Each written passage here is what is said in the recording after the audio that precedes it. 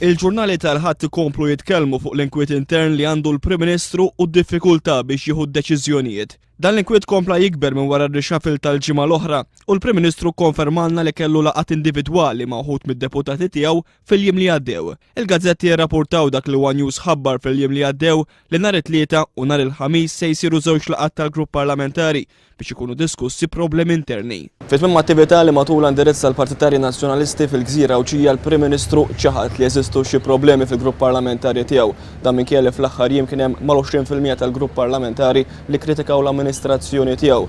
Wieħed minnhom saħansitra jiddikjara minn qabel kif se jivvota fil-Parlament.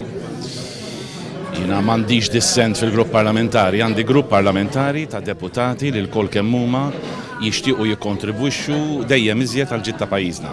Fil-Gażin Nazzjonalista tax-Xara, il-wib tal-Grupp Parlamentari Nazzjonalista David Aġġus u s-Segretarju Parlamentari Chris Sajt iddefendew lil Prim Ministru mill-attakki ta' sħabhom. Kollha flimkien warajk.